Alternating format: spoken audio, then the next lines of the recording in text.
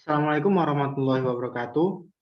Salam sejahtera bagi kita semuanya. Kami dari Fakultas Ekonomi dan Bisnis Universitas Muhammadiyah Surabaya akan mengupas analisis riset investasi pada PT Itamara Naraya Tbk.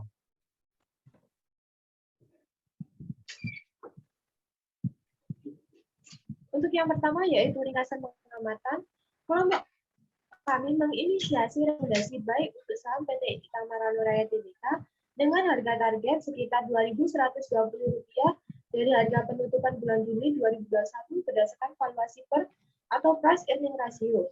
Rekomendasi buy target harga Rp2.120 dan ROE sekitar 25%. Alasan rekomendasi tersendiri yaitu yang pertama, rekomendasi perusahaan yang sedang gencar-gencarnya dalam ekspansi ke bisnis lain, sehingga presentasi keuntungan diproyeksikan akan meningkat berkali-kali lipat. Yang kedua, ketergantungan masyarakat akan alat medis dalam periode panjang akan menguntungkan perusahaan dalam keuntungan yang melimpah ruah. Yang ketiga, profitabilitas yang selalu meningkat tiap tahun akan mendongkrak nilai harga saham di harga yang lebih tinggi. Yang keempat, kesempatan tumbuh lebih besar dalam pandemi yang saat ini sedang terjadi. Selanjutnya, profil dari PT Itamara Naraya atau biasanya disebut dengan IRA adalah perusahaan publik di bidang yang bergerak mengedepankan peralatan dan perlengkapan medis yang berteknologi tinggi sejak awal tahun 2000-an. Adapun PT Itamara Naraya Tbk menjadi penyedia layanan kesehatan yang bermitra dengan prinsip kesehatan terkemuka, baik lokal maupun internasional, di antaranya OneCheck, About, Terumo, HMD, Becton, Dickinson and Company.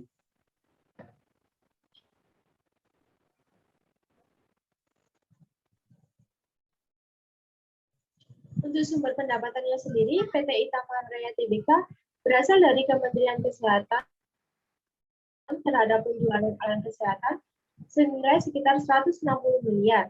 Selain itu, pendapatan lain dari anak usahanya yaitu dari PT Indofarma Global Media senilai sekitar 76 miliar rupiah dan Badan Nasional Penanggulangan Bencana atau BNPB mencapai sekitar 59 miliar rupiah pada tahun 2020. Pemimpin atau pecundang saham IRA di dalam sektor industrinya berada sendirian. Tidak ada perusahaan yang pembanding yang sepadan di industri yang digeluti oleh IRA, sehingga perusahaan menjadi satu-satunya yang bergerak sendiri di industri tersebut. Selanjutnya, supply and demand. Sejak awal pandemi, perdagangan saham IRA mulai ramai dan volume transaksi meningkat. Ini menandakan permintaan atau minat investor untuk membeli sedang meningkat secara drastis.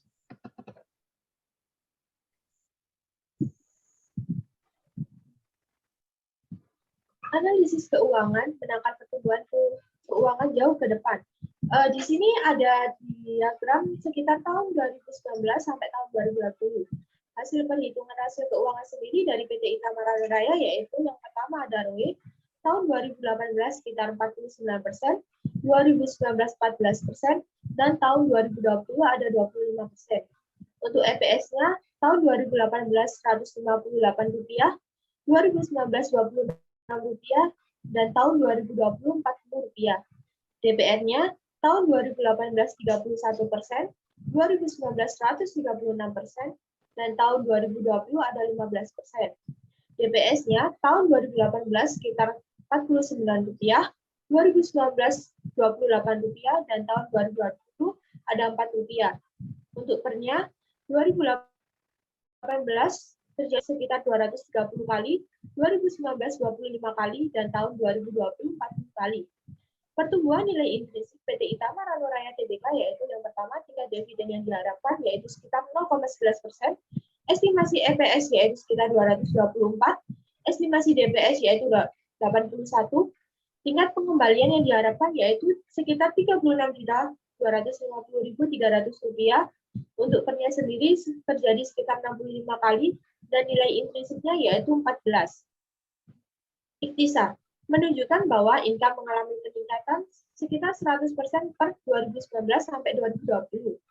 Net profit luar biasa meningkat dari Rp33 juta pada tahun 2019 dan Rp60 juta pada 2020. Modal yang meningkat tetapi cenderung sedikit, dari 235 juta rupiah ke 240 juta rupiah. Liabilitas yang meledak sebesar 292 juta rupiah dari sebelumnya, yaitu sekitar 90 juta rupiah. Yang terakhir, risiko investasi meneropong risiko dengan jauh ke depan. Ada 6 pembahasan risiko pilihan. Yang pertama, risiko perang harga dan risiko persaingan. Tergolong aman karena IRA tidak memiliki kompetitor yang bergerak di industri yang sama. Yang kedua, risiko kurs. Bahan baku IRA mayoritas masih diimpor dari luar negeri, sehingga sangat tergantung pada nilai tukar IDR atau USD. Yang ketiga, risiko solvabilitas. Kemampuan IRA dalam memenuhi kewajiban utangnya karena jumlah yang masih terkendali dibandingkan dengan pendapatan yang melampaui tinggi dalam pembiayaan dan ekspansi lain. Yang keempat, risiko likuiditas. Arus kas dan modal kerja yang baik dilihat dari current ratio sebesar 1,25 kali dan cash ratio sebesar 0,8 kali. Yang kelima, amanat pemerintah dalam menyediakan alkes bagi masyarakat. IRA dapat menentukan harga produk dan strategi ekspansi sendiri tanpa campur tangan daripada pemerintah. Dan yang terakhir, dividen.